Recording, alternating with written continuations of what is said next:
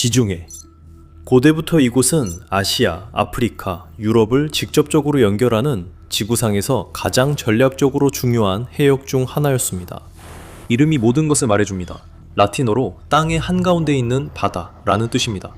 지중해의 해상 통제권은 이 중요한 지역에서 안보를 보장하고 영향력을 행사하는데 항상 필수적이었습니다. 특히 지중해의 세 주요 요충지인 서쪽 끝의 지브롤터 해협, 수에즈 운하, 그리고 동쪽의 터키 해협에서 그렇습니다. 이러한 좁은 수로를 통제함으로써 국가들은 영향력을 행사하고 자국의 해상 운송을 보호하며 잠재적으로 적국의 물류를 방해할 수 있습니다. 전 세계적으로 긴장이 고조되고 글로벌 무역의 연결망이 점점 더 위협받는 상황에서 지중해에 대한 통제는 그 어느 때보다 전략적으로 중요해졌습니다. 잠수함은 이러한 환경에서 독특한 이점을 제공합니다. 은밀한 감시를 수행하고 해군의 움직임을 모니터링하며 분쟁 지역에서 중요한 정보를 수집하고 강력한 억지력으로 작용합니다. 그 결과 지중해의 수중 패권 경쟁이 점점 더 치열해지고 있습니다.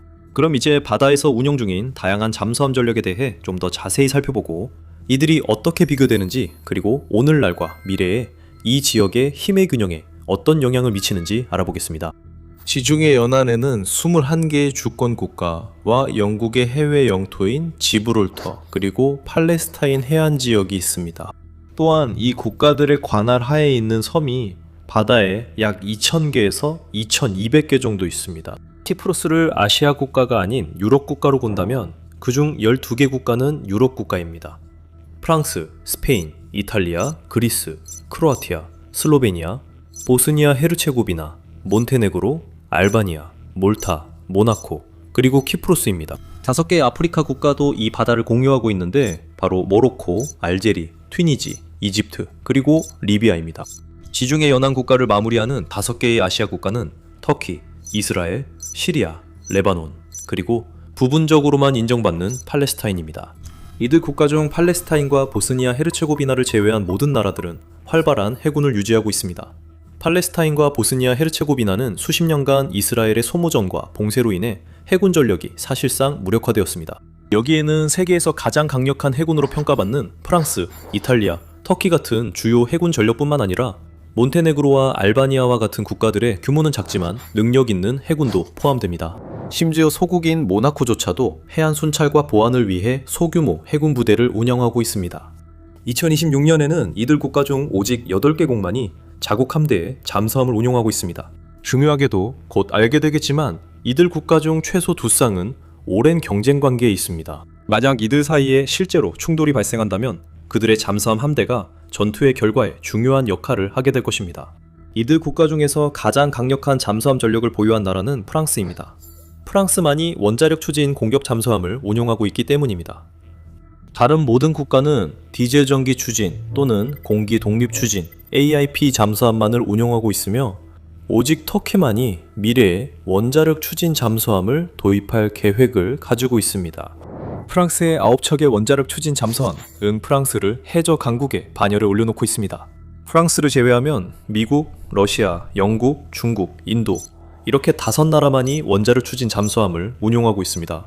원자력 추진 잠수함은 기존의 디젤 전기식이나 AIP 추진 잠수함에 비해 4가지 주요한 이점을 가지고 있습니다. 첫째로, 원자력 추진 잠수함은 사실상 무제한의 항속거리와 작전 지속 능력을 제공합니다. 기존의 엔진과 달리 원자로는 공기를 필요로 하지 않기 때문에 수개월 동안 자망할 수 있고 연료를 보급하지 않아도 수십 년 동안 운용할 수 있습니다. 이로써 원자력 잠수함은 사실상 항속거리에 제한이 없고 유일한 제한은 승조원의 식량과 보급품입니다. 둘째, 원자력은 막대한 에너지를 제공하여 이 잠수함들이 오랜 시간 동안 30노트 이상의 고속을 유지할 수 있게 해줍니다. 이로 인해 원자력 추진 잠수함은 기존의 추진 방식으로는 불가능한 수준의 신속한 전세계 배치와 전략적 재배치가 가능합니다. 셋째, 엔진을 가동하고 배터리를 충전하기 위해 수면 위로 올라와야 하는 디젤 전기 잠수함과 달리 원자력 추진 잠수함은 전혀 스노클 항해를 할 필요가 없습니다. 이들은 임무 내내 완전히 잠수한 상태로 있을 수 있어 은밀성과 생존성이 크게 향상됩니다. 넷째, 이들은 핵무기 탑재가 가능합니다. 그러나 모든 원자력 추진 잠수함이 핵무기를 운용하는 것은 아닙니다. 본질적으로 원자력 추진 잠수함에는 3가지 종류가 있습니다. SSBN, SSN, 그리고 SSGN입니다. 원자력 추진 잠수함을 보유한 6개 국가가 운용하는 SSBN은 핵탄두를 탑재한 잠수함 발사 탄도미사일, 즉 SLBM을 운반하고 발사할 수 있도록 특별히 설계되었습니다. 이들은 해당 국가들의 핵 3중체 억제력 중 해상 기반 축을 형성하며 가장 생존 가능성이 높은 축으로 여겨집니다. SSBN은 세계의 바다 깊숙이 몇 달 동안 숨을 수 있기 때문에 첨단 해군이라 하더라도 이를 추적하는 것은 매우 어렵습니다. 이로 인해 보장된 제2격 능력이 제공되어 적들이 최초 핵공격을 시도하는 것을 억제하게 되며 SSBN은 해당 국가들의 국가 안보 교리에서 핵심적인 역할을 합니다. 반면 SSN은 주로 다른 함정과 잠수함을 사냥하기 위해 재래식 어뢰와 순항 미사일을 사용하는 데 설계되었습니다. 일부 러시아 SSN은 핵탄두 순항 미사일을 탑재할 수 있지만 이들은 핵탄두 미사일을 운반하도록 설계된 것은 아닙니다. 조금 뒤에 이야기하겠지만 한 가지 예외가 있을 수 있습니다. 프랑스는 총 9척의 잠수함을 보유하고 있으며 모두 원자력 추진입니다. 여기에는 4척의 핵무장 SSBN과 5척의 재래식 무장 SSN이 포함됩니다. 르 트리옹팡급 SSBN인 르 트리옹팡, 르 테메르르, 르 비질랑, 르 테리블은 모두 1997년부터 2010년 사이에 취역했습니다. 이 잠수함들은 브르타뉴 서부 브레스트의 1롱그 기지에 배치되어 있습니다. 이 대형이자 현대적이며 매우 조용한 함정들은 길이가 약 450피트에 달하며 수상 배수량은 12,640톤, 수중 배수량은 14,335톤입니다. 이 잠수함들은 150MW, 20만 마르크 K15 가압수형 원자로로 구동되며 수중에서 25노트 이상의 속도를 낼 수 있고 항속거리는 사실상 무제한입니다. 이 잠수함들은 21인치 어뢰 발사관 4기를 갖추고 있으며 F-17 모드2 어뢰를 발사할 수 있습니다. F-21 중어뢰와 MBDA 액조세 SM-39 대함미사일 또는 SSM을 발사할 수 있습니다. 더 중요한 것은 핵 억제력 관점에서 4척의 르 엘리제급 잠수함 모두 16기의 수직 발사식 M51 탄도미사일을 탑재하고 있다는 점입니다. 각각의 미사일에는 MIRB, 즉 다중 독립 표적 재진입체 기술을 활용한 여러 개의 TN-75 열핵탄두가 장착되어 있으며 115kg급 TN-75 열핵탄두와 6개의 다중 독립 표적 재진입체 MIRB도 탑재되어 있습니다. 프랑스의 4척 SSBN 중 3척은 더 발전된 버전인 M51.2로 업그레이드 되었습니다. 프랑스 국방부에 따르면 이 미사일은 사거리가 약 5,600마일로 크게 늘어났습니다. 이 신형 미사일은 또한 기존의 TN-75보다 더 발전되고 생존성이 높게 설계된 신형 TN-5 핵탄두를 탑재하도록 되어 있습니다. 프랑스는 SSBN 외에도 현재 5척의 SSN도 운용하고 있습니다. 3척은 최신형 바라쿠다 또는 쉬프랭급으로 쉬프랭, 듀게, 트루엥, 토르빌이며 4번째인 드그라스는 현재 해상 시험 중입니다. 드그라스와 듀크드브이용 2척이 시험 중이거나 건조 중입니다. 이 잠수함들은 프랑스의 다른 2척의 현역 공격형 원자력 잠수함 노후화된 루비급 아메시스트와 펄라를 대체할 예정입니다. 펄라는 실제로 2028년 중반에 퇴역할 예정입니다. 2020년에 큰 화재로 심각한 손상을 입은 후 이 함정은 수리를 거쳐 2023년 7월에 다시 현역에 복귀했습니다. 하지만 곧 새로운 바라쿠다급 함정에 자리를 내주기 위해 퇴역할 예정입니다.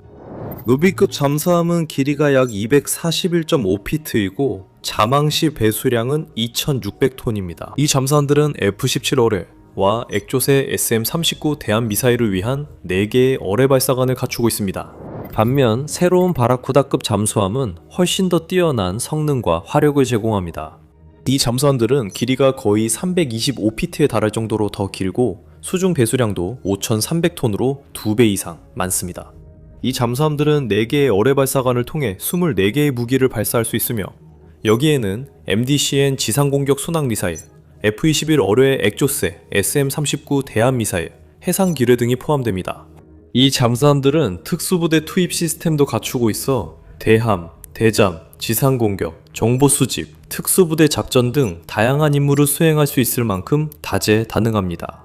이론적으로 프랑스가 지중해에서 유일하게 핵추진 및 핵무장 잠수함을 보유한 국가라는 사실은 프랑스가 이 지역의 해저 전장에서 무난하게 지배적인 위치를 차지해야 함을 의미합니다. 하지만 2가지 이유 때문에 꼭 그런 것은 아닙니다.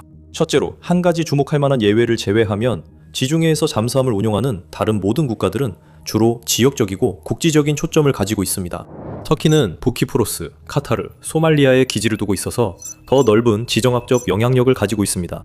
또한 터키는 2018년에 수단의 수아킨 섬을 99년간 임대하여 그곳에 대규모 해군 기지를 설립하려 했으나 해당 국가에서 수년째 계속되고 있는 내전으로 인해 개발이 지연되고 있습니다. 터키는 알바니아와 아제르바이잔과 군사협력 협정을 맺고 있으며 이라크, 시리아, 리비아에도 전진기지를 두고 있습니다. 그래서 터키의 군사 전략은 단순히 자국의 국경을 보호하는 것을 훨씬 넘어섭니다. 하지만 프랑스가 과거 주요 식민지 열강이었던 덕분에 프랑스의 지정학적, 경제적 이익은 전 세계에 걸쳐 있습니다. 실제로 이것은 프랑스의 핵 추진 잠수함들이 지중해 지역에만 전적으로 집중할 수 없다는 것을 의미합니다. 이 잠수함들은 프랑스의 전 세계적인 이익을 보호하기 위해 대서양, 인도양, 심지어 태평양에서도 작전을 수행해야 합니다. 그래서 프랑스의 잠수함 중 일부만이 지중해에 집중할 수 있습니다. 실제로 어느 시점에나 지중해 작전에 투입할 수 있는 프랑스 잠수함은 소수에 불과합니다. 둘째로, 어떤 상황에서는 디젤 전기 잠수함, 특히 AIP 추진 잠수함이 더 크고 강력한 잠수함에 비해 상당한 이점을 제공합니다. 그리고 지중해는 그런 상황들로 가득 찬 전장입니다. 우선 비용적인 측면이 있습니다. 핵 추진 잠수함은 건조와 운용 모두에서 재래식 추진 잠수함보다 훨씬 더 높은 비용이 듭니다. 예를 들어 미국의 버지니아급 핵 추진 공격 잠수함은 18억 달러에서 36억 달러 사이의 비용이 듭니다. 반면 현대 스웨덴의 고틀란드급 디젤 전기 추진 잠수함 AIP 탑재의 약 2억 달러의 비용이 듭니다. 그리고 독일의 고급형 212형 잠수함조차도 약 13억 달러로 버지니아급 잠수함의 절반 이하의 비용이 듭니다. 핵 추진 잠수함을 운용하는 데에도 훨씬 더 많은 비용이 듭니다. 버지니아급 잠수함 한 척의 연간 운용 비용은 승무원, 정비, 지원을 포함해 약 1억 4천만 달러로 추정됩니다. 디젤 전기 잠수함은 더 자주 연료를 보충해야 합니다. 하지만 디젤 잠수함의 전체 수명주기 비용은 핵 잠수함에 비해 훨씬 적은 것으로 추정되며 핵 잠수함 함대의 전 수명주기 비용은 디젤 잠수함 함대보다 50, 70% 더 높을 것으로 예상됩니다. 핵 추진 잠수함 함대의 추가 비용은 프랑스와 같은 국가에게는 충분히 가치가 있을 수 있습니다.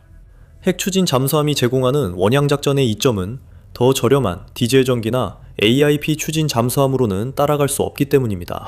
하지만 이탈리아, 스페인, 알제리, 이집트처럼 해군의 초점이 주로 지역 방위와 연안 작전에 맞춰져 있고 힘의 투사보다는 방어에 중점을 두는 국가들에게는 핵 추진으로 전환하는 데 드는 막대한 추가 비용을 전략적으로 정당화하기 어렵습니다. 핵 잠수함을 건조하고 유지하는 데 드는 막대한 비용은 대부분의 국가 방위 예산을 훨씬 초과합니다. 대부분의 국가들은 또한 핵 추진을 개발하고 유지하는 데 필요한 고도로 발전된 산업 기반, 특수 조선소, 그리고 핵공학과 안전에 훈련된 인력을 갖추고 있지 않습니다. 반면 디젤 전기 AIP 잠수함은 훨씬 저렴해서 규모가 작은 해군도 함대를 확보하고 유지할 수 있습니다. 터키 해군이나 국방 예산이 세계적인 기준에서 작다고 볼 수는 없습니다. 수적으로 보면 터키는 이미 프랑스보다 더 많은 잠수함을 보유하고 있습니다. 터키는 12척, 프랑스는 9척입니다. 2026년 기준으로 터키 해군은 12척의 디젤 전기 추진 공격 잠수함을 운용하고 있으며 함대를 18척으로 확장할 계획입니다. 모두 재래식 동력으로 운용되며 최신형 레이스급은 AIP 추진 방식을 사용하고 나머지는 디젤 전기 엔진으로 구동됩니다. 그중 가장 오래된 것은 아탈라이급 잠수함 3척으로 TCG 일드린, TCG 도하나이, TCG 둘루나이입니다. 네 번째 함정인 TCG 보르사는 최근 2025년 6월에 퇴역했으며 일드림은 현재 시험 및 훈련 임무에 사용되고 있고 나머지 두 척은 여전히 현역으로 운용되고 있습니다. 길이 193.5피트, 수중 배수량 1200톤인 이 잠수함들은 8문의 어뢰 발사관을 갖추고 있으며 국산 아크야중 어뢰를 포함해 총 14발의 어뢰를 탑재할 수 있습니다. 튀르키예의 프레베제급 잠수함 4척은 더 최근에 도입된 것으로 1994년부터 1999년 사이에 취역했습니다.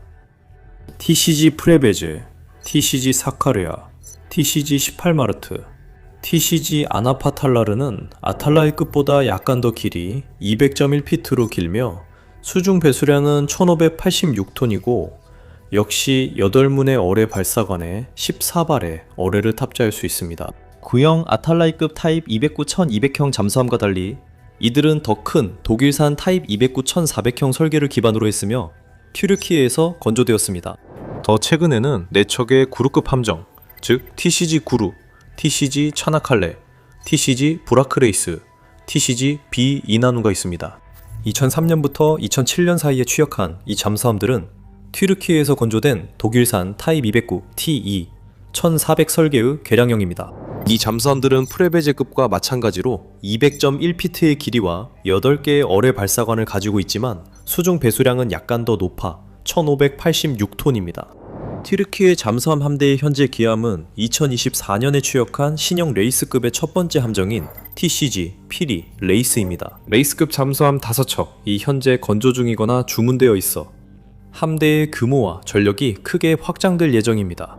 독일형 214TN을 터키에서 공동 생산하여 개조한 이 잠수함들은 길이 219.8피트, 수중 대수량 1800톤이며 AIP 추진 방식을 갖추고 있어 수주간 은밀하게 자망 작전을 수행할 수 있습니다. 이 잠수함의 8개의 어뢰 발사관은 아크은즈 어뢰와 이다스 대공 미사일을 발사할 수 있어 다양한 작전 수행이 가능합니다. 앞서 언급했듯이 터키는 장기적으로 니우크덴이라는 이름의 원자력 추진 잠수함을 개발할 계획임을 발표했습니다. 하지만 터키의 목표는 핵무장 함정이 아니라 원자력 추진 잠수함을 개발하는 것입니다. 터키는 적어도 공식적으로는 핵보유국이 아니며 핵보유국이 될 의도도 없습니다. 이 잠수함이 제공할 강화된 원양작전 능력은 터키에 확대되는 지정학적 야망을 보여줍니다. 하지만 터키의 주된 의도가 니우크덴을 지중해에 배치하는 것은 아닐 가능성이 높습니다. 전 세계에서 가장 중요한 군사 소식의 1일 업데이트와 최신 군사 발전에 대한 자세한 분석을 즐기신다면 채널을 꼭 구독해주세요. 더 밀리터리 쇼에서는 표면적인 뉴스 그 이상을 파고들어 전체 이야기와 그 의미를 전해드립니다. 앞서 언급했듯이 핵 추진 잠수함이 항상 재래식 추진 잠수함보다 더 효과적인 선택은 아니며 지중해가 그 대표적인 사례입니다. 이 바다는 수많은 섬들과 얕은 연안, 좁은 해안지역, 군도, 그리고 여러 개의 좁은 해상 병목 지점로 특징 지어집니다. 재래식 추진 잠수함은 크기가 더 작고 기동성이 뛰어나기 때문에 대형이면서 더 비싼 핵 추진 잠수함보다 이러한 환경에서 더 효과적이고 덜 취약합니다. 배터리나 AIP로 작동할 때 이들은 원자로 냉각 펌프에서 지속적으로 기계 소음이 발생하는 핵 추진 잠수함보다 훨씬 더 조용합니다. 이로 인해 소형 잠수함들은 해저에서 조용히 잠복할 수 있어 수상함과 다른 잠수함 모두에게 치명적인 매복 전력이 됩니다. 디젤, 전기, 그리고 AIP로 구동되는 잠수함은 건조 및 운용 비용이 훨씬 저렴하기 때문에 해군은 연안 방어, 감시, 그리고 해상 거부 임무를 위해 더 많은 수의 함정을 운용할 수 있습니다. 이는 자국 근해에서의 지역 분쟁에 대해 더 높은 전술적 효율성을 제공합니다. 핵 추진 잠수함의 장시간 작전 능력과 핵무기 탑재 능력은 깊은 바다와 달리 이러한 해역에서는 그다지 큰 이점이 되지 않습니다. 지중해에서 핵 추진 잠수함의 필요성은 유럽 국가들과 터키를 포함한 많은 나라들이 나토 회원국이라는 사실로 인해 상당 부분 완화됩니다. 만약 이 지역의 긴장이 고조되어 핵 잠수함의 추가 화력과 장기 임무 수행 능력이 필수적으로 된다면 지중해의 나토 회원국들은 프랑스, 영국, 미국의 핵 잠수함 지원을 기대할 것입니다. 그렇긴 하지만 터키의 주요 경쟁국은 같은 나토 회원국인 그리스입니다. 두 나라 사이의 오랜 분쟁, 특히 키프로스 섬을 둘러싼 갈등은 분명히 상호 나토 회원국이라는 점 때문에 억제되어 왔습니다. 하지만 그리스가 자체적으로 강력한 잠수함 함대를 갖추는 것을 막을 수는 없었습니다. 그리스의 잠수함 함대는 터키보다 규모가 작고 노후했지만 여전히 얕고 섬이 많은 에게해와 동지중해에서 효과적인 억지력을 제공합니다. 2026년 기준으로 그리스 해군은 5척의 디젤 전기 추진 공격 잠수함을 운용하고 있습니다. 이 중 4척은 최신형 파파 니콜리스급이고 5척의 구형 잠수함은 오케아노스급 1척, 포세이돈급 3척, 글라프코스급 1척입니다. 터키 잠수함과 마찬가지로 파파 니콜리스, 피피노스, 마트로소스, 까초니스 S123 등 4척의 최신형 잠수함은 독일 설계를 바탕으로 그리스에서 건조되었으며 이번에는 214HN형입니다. 이 잠수함들은 AIP 적용 디젤 전기 추진으로 장시간 잠항이 가능합니다. 길이는 213.25피트이고 잠수 시 배수량은 1600톤입니다. 또한 8개의 어뢰 발사관을 통해 14발의 블랙샤크 중어뢰를 탑재할 수 있습니다. 어뢰와 서브아픈 대함미사일 SSM으로 터키 해군 최상위급 함정과 맞설 수 있는 전력을 갖추고 있습니다. 비록 오케아노스급 잠수함 한 척, 즉 오케아노스라는 이름의 잠수함이 개조된 엔진으로 업그레이드 되었지만 이 잠수함과 다른 그리스의 구형 잠수함들은 점점 노후화되고 있습니다. 그래서 그리스 해군은 이 잠수함들을 현대식 잠수함으로 교체하기 위한 계획을 본격적으로 추진 중이며 프랑스, 독일, 스웨덴 모델들이 검토되고 있습니다. 이탈리아의 잠수함들도 비슷한 상황이지만 이탈리아는 그리스처럼 직접적인 경쟁국이 없기 때문에 현대화의 필요성이 상대적으로 덜 시급하다고 할 수 있습니다. 이탈리아 해군은 현재 8척의 디젤 전기 추진 공격 잠수함을 운용하고 있으며 그중 4척은 현대적이지만 노후화된 사우로급이고 나머지 4척은 첨단 타다로급입니다. 하지만 지금까지 언급한 다른 국가들과 마찬가지로 이탈리아 역시 대규모 잠수함 현대화 프로그램을 적극적으로 추진하고 있습니다. 특히 차세대 U212 NFS 잠수함 4척 중 첫 번째 잠수함의 기공식이 2026년 2월에 개최되었습니다. 이 잠수함들은 노후된 사우로급을 대체할 예정입니다. 사우로급이 성능이 부족한 건 아니지만 운용 수명이 끝나가고 있습니다. 4척의 함정, 살바토레 펠로시, 프리모 롱고 롱고바르도, 잔프랑코 가자넬라 피에로지아, S525, 그리고 줄리아노 브리니는 1988년에서 1995년 사이에 취역했습니다. 이 디젤 전기 추진 잠수함들은 길이 218.8피트, 수중 배수량 1450톤이며 블랙샤크 중어뢰와 잠수함 발사형 하푼 대함 미사일을 위한 6개의 어뢰 발사관을 탑재하고 있습니다. 이탈리아 잠수함 함대의 현재 기함인 타다로급은 훨씬 더 현대적입니다. 살바토레 토다로, 시레, 피에트로 베누티 등을 포함한 토다로급 타입 212A 잠수함 4척은 2006년부터 2017년 사이에 취역했습니다. 디젤 전기 AIP 추진 방식으로 구동되는 이탈리아 타입 212A 잠수함은 독일 원형 설계를 개조한 것으로 길이는 183.7피트, 수중 배수량은 1650톤이며 사우로급과 동일한 무장 구성을 갖추고 있습니다. 새로운 U212 근미래 잠수함, 즉 NFS는 이탈리아의 잠수함 전력을 크게 향상시킵니다. 이탈리아 방산 대기업 핑칸티엘이 따르면 U212 NFS 잠수함급은 이전 U212A형 잠수함들에 비해 상당한 발전을 이뤘다고 합니다. 더 성숙해진 설계, 더 높은 수준의 국내 기술력, 그리고 탑재 시스템의 향상된 통합 덕분입니다. 리튬이온 추진 배터리와 새로운 전투 시스템을 포함한 이탈리아 산업의 혁신들은 더 뛰어난 은밀성, 지속력, 효율성, 그리고 사이버 회복력을 보장할 것입니다. U212 NFS는 지상 공격용 순항미사일, 어뢰, 그리고 무인 수중 차량으로 무장될 예정입니다. 이러한 확장된 화력 외에도 이 함정은 다양한 센서, 업그레이드된 통신 및 전자전 장비, 그리고 상황 인식과 운용성을 유지하기 위한 향상된 자동 조종 기술을 갖추게 됩니다. 이 잠수함은 길이 194피트, 폭 23피트이며 30명 이상의 승조원을 수용할 수 있는 2층 갑판을 갖추고 있습니다. 이 잠수함들이 2029년에서 2032년 사이에 인도되면 이탈리아는 지중해 해역에서 가장 첨단의 비원자력 추진 잠수함을 보유하게 될 것입니다. 적어도 현재로서는 이러한 첨단 신형 잠수함의 지원을 긴급 상황에서 가장 필요로 할 가능성이 높은 나토 동맹국은 스페인입니다. 스페인은 지브롤터의 영국과 함께 핵심 해상 요충지인 지브롤터 해협의 안보를 주로 책임지고 있다는 점을 고려하면 상당한 규모의 잠수함 전력을 보유하고 있을 것이라고 예상할 수 있습니다. 스페인은 현재 잠수함 3척만 보유하고 있고 이 중 2척은 1980년대 제작입니다. 스페인의 갈레르나급, 즉 S70 아고스타급으로도 알려진 이 잠수함들은 이제 운용 수명의 끝에 다다르고 있으며 남아있는 S71 갈레르나는 최신 S80 플러스급으로 교체될 예정입니다. 또는 이사크 페랄급 잠수함들이 취역할 예정입니다. 이제 지중해의 다른 유럽 잠수함 강국들처럼 스페인도 해군 현대화에 박차를 가하고 있으며 그 중심에는 새로운 S80 플러스급 4척의 개발이 있습니다. 중어뢰와 궁극적으로는 첨단 AIP 추진 시스템을 갖춘 이 새로운 디젤 전기 공격 잠수함들은 마드리드의 수중 전투 능력에 있어 큰 도약을 의미합니다. 하지만 설계 결함과 정부의 예산 위기로 인해 페랄 프로젝트는 수년간 표류하게 되었습니다. 스페인이 이사크 페랄급의 첫 번째 함정인 이사크 페랄을 진수하기까지 기공식 이후 5,831일이 걸렸습니다. 진수는 2021년 5월에 이루어졌습니다.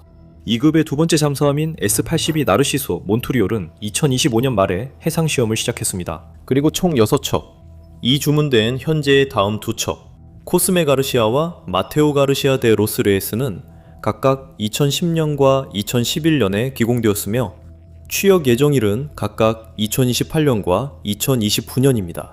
이사크 페랄급 잠수함은 길이가 265.7피트로 지중해 대부분의 현역 잠수함보다 더 길고 수중 배수량이 2,965톤으로 더 무겁습니다. 항속거리가 5,000해리에 달하며 최대 50일간 작전이 가능합니다. 이 잠수함들은 해군 기뢰와 함께 533mm 어뢰 발사관을 갖추고 있어 DMDM-2A4C 호크, 중어뢰 UGM-84 하푼 미사일, 그리고 선택적으로 블랙샤크 어뢰를 사용할 수 있습니다.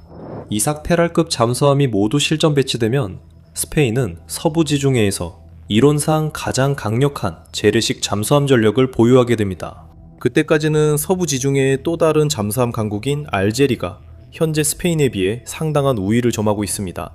알제리 해군은 현재 러시아 키로급의 다양한 변형 모델로 구성된 6척의 재래식 디젤 전기 잠수함을 운용하고 있으며 추가로 현대화된 키로급 변형 2척이 주문된 것으로 알려져 있습니다. 첫 번째 매척은 O21 메살리 엘 쿠주후즈, O22 아크람 푸차부차, O31 엘 와르 와르세니스, 그리고 O32 엘 오가르입니다. 이 잠수함들은 프로젝트 636 바르샤벤카급으로 주로 비교적 얕은 해역에서 대함 및 대잠 작전을 위해 설계되었습니다. 이 어뢰형 선체 잠수함은 길이 238.2피트, 수중 배수량 3,076톤이며 최고 속도는 25노트에 달하는 것으로 알려져 있습니다. 이 잠수함은 533mm 어뢰 발사관 6문을 갖추고 최대 18발 유도 또는 와이어 유도 어뢰 혹은 24개 AM-1 기뢰를 실을 수 있습니다. 칼리브르 순항 미사일 4기도 탑재 가능합니다. 알제리는 또한 구형 프로젝트 877 EKM 잠수함 2척, 즉 오리지널 큐로급 잠수함도 보유하고 있습니다. 하지만 루이즈 하지 무바라크와 엘 하지 슬리만은 2010년대에 업그레이드되어 수명을 연장하고 현대식 무기를 통합했습니다. 다행히도 러시아와 중국 모두와 오랜 기간 깊은 전략적 관계를 유지해온 알제리는 EU와 나토와도 우호적이고 점점 더 나아지는 관계를 유지하고 있습니다. 그래서 지중해 서쪽 끝에 위치한 잠수함 강국들 사이에서 수중 충돌이 발생할 확률은 낮습니다. 하지만 지중해의 다른 쪽 끝에서는 같은 말을 할 수 없습니다. 이집트와 이스라엘은 1979년 체결된 평화협정을 지금까지 유지하고 있긴 합니다. 하지만 두 나라는 1948년 이스라엘 건국 이후 4차례 전쟁을 치른 바 있습니다. 1948년 아랍 이스라엘 전쟁, 1956년 수에즈 위기, 1967년 6.1 전쟁, 그리고 1973년 욤키푸르 전쟁이 그것입니다. 두 나라 사이의 광범위한 무역과 군사 협력이 꾸준히 유지되어 왔지만 최근 몇 년 사이 긴장이 고조되고 있습니다. 이집트는 이스라엘의 가자지군의 행동, 특히 카이로가 평화조약 위반으로 간주하는 필라델피 회랑 내 군사 주둔을 비판해왔습니다. 이스라엘은 한편으로 이집트가 이스라엘과 레바논 간의 협상에 개입하려 했다고 느끼고 있으며 이스라엘 국경 근처에서 벌어지는 도발적인 군사 훈련에 대해서도 불만을 가지고 있습니다. 수에즈 운하의 극도의 전략적 중요성을 고려할 때 만약 긴장이 무력 충돌로 번진다면 양국의 잠수함 전력이 결과에 결정적인 역할을 할 가능성이 높습니다. 이집트 해군은 현재 2개의 급으로 나뉜 8척의 잠수함을 운용하고 있습니다. 4척의 최신형 S-41급 209형 1400개량형 독일제 디젤 전기 추진 공격 잠수함과 소련 설계를 기반으로 한 4척의 구형 로미오급 또는 타입 033 중국제 잠수함이 있습니다. S-41급 선체는 독일 특유의 고풍지로 제작된 고급 함정이며 2015년부터 2020년 사이에 진수되었습니다. 이 잠수함들은 길이 240피트, 수중 배수량 1600톤이며 533mm 어뢰 발사관 8문을 갖추고 있어 최대 14발의 DMEA4 또는 DMEA4C 하이모드 4 어뢰 혹은 UGM-84L 하푼블록2 대함미사일을 탑재할 수 있습니다. 또한 해상 기뢰 부설도 가능합니다. 구형 4척의 잠수함은 현역으로 분류되어 있지만 실제로는 노후화와 구식화로 인해 훈련이나 항만 임무에 사용되고 있을 가능성이 높습니다. 하지만 지금까지 언급한 다른 모든 국가들과 마찬가지로 이집트 역시 차세대 잠수함 도입을 검토하고 있으며 프랑스의 바라쿠다급과 스페인의 S-80 플러스급이 가장 큰 관심을 받고 있는 것으로 알려져 있습니다. 이스라엘 해군은 독일 HDW에서 건조된 돌핀급 잠수함 6척을 운용하고 있습니다. 이 잠수함들은 세계에서 가장 진보된 디젤 전기 잠수함 중 하나로 이스라엘의 해상 기반 억제력의 핵심을 이룹니다. 첫 번째 세 척인 INS 돌핀, INS 레비아탄, 그리고 INS 테코마는 돌핀 1 또는 S-77급에 속하며 1999년에서 2000년 사이에 취역했습니다. 이 잠수함들은 길이 188, 피트 수중 배수량 1900톤이며 533mm 어뢰 발사관 6문과 순항미사일, 기뢰 또는 특수부대용 운반체를 위한 650mm 발사관 4문을 갖추고 있습니다. 신형 돌핀이 또는 S-78급은 임무 지속 시간을 늘리기 위해 AIP 추진 방식을 사용하며 길이 225피트, 수중 배수량이 400톤입니다. 이 잠수함들은 S-77급과 동일한 무장을 갖추고 있지만 향상된 시스템, 비자성 선체, 첨단 스텔스 기능, 그리고 특수부대 투입 능력을 추가로 갖추고 있습니다. 2급의 첫 번째와 두 번째 잠수함인 INS 타닌과 INS 라하브는 각각 2014년과 2016년에 취역했으며 세 번째인 INS 드라코는 2024년에 인도되어 현재 해상 시험 중입니다. 이 지역 모든 국가가 현대화에 집중하는 가운데 이스라엘도 예외가 아닙니다. 2022년 이스라엘과 독일은 노후화된 돌핀 1급 잠수함을 대체할 차세대 다카르급 잠수함 3척에 대한 계약을 최종 체결했으며 인도는 2027년부터 2030년대 초까지로 예상됩니다. 이 잠수함들은 더 커지고 향상된 AIP, 전투 시스템과 센서 장비, 그리고 미사일과 무인 시스템을 위한 더 큰 탑재 능력을 갖출 것으로 예상됩니다. 이 새로운 잠수함들은 이스라엘이 차세대에도 이집트에 대한 해저 우위를 유지할 수 있도록 해줄 것입니다. 이스라엘과 터키의 관계도 악화되고 있으며 이스라엘과 알제리의 관계는 아무리 좋게 봐도 냉랭합니다. 만약 가까운 미래에 1948년과 같은 전면적인 이슬람 국가들의 이스라엘에 대한 전쟁이 발발한다면 이스라엘은 비밀 역량에 의존해야 할지도 모릅니다. 핵무기. 이스라엘의 핵무기 보유는 세계에서 가장 잘 알려진 군사 비밀 중 하나입니다. 이스라엘과 미국 등 주요 동맹국들은 핵 모호성 정책을 유지하지만 이스라엘의 핵무기 보유는 잘 알려져 있습니다. 이스라엘의 모든 잠수함은 핵무기 발사가 가능하다고 알려져 있으며 이는 이들이 지구상에서 드물게 이런 능력을 가진 디젤, 전기 추진 잠수함임을 뜻합니다. 돌핀 1과 돌핀 2 잠수함 모두에 장착된 650mm 어뢰관은 발사가 가능합니다. 이 잠수함들은 약 200kg급 핵탄두를 탑재하는 것으로 널리 평가되는 포프아이 터보 잠수함 발사 순항 미사일을 쏠 수 있으며 사거리는 최소 930마일입니다. 사실이라면 이스라엘은 해상 기반 2차 보복 능력을 갖추게 되어 프랑스와 비슷한 군사력을 가지게 됩니다. 이 모든 것을 종합해보면 지중해에 이렇게 많은 잠수함 전력이 집중되어 있기 때문에 러시아와 중국처럼 훨씬 더 큰 함대를 보유한 외부 강대국들조차도 지중해에서 결정적인 영향력을 확보하기는 쉽지 않을 것입니다. 이 지역에서 나토의 결속력이 유지되는 한 해저 상황은 어느 정도 통제될 것으로 보입니다. 하지만 그 안전망이 사라진다면 이렇게 많은 첨단 잠수함들이 해저에 있는 상황에서 지중해에서 벌어질 해저 전투의 결과를 예측하기는 어렵습니다. 물론 지중해 국가들만이 첨단 신형 잠수함을 개발하는 유럽 강국들은 아닙니다. 스웨덴의 혁신적인 신형 A26에 관한 이 영상을 확인해 보세요.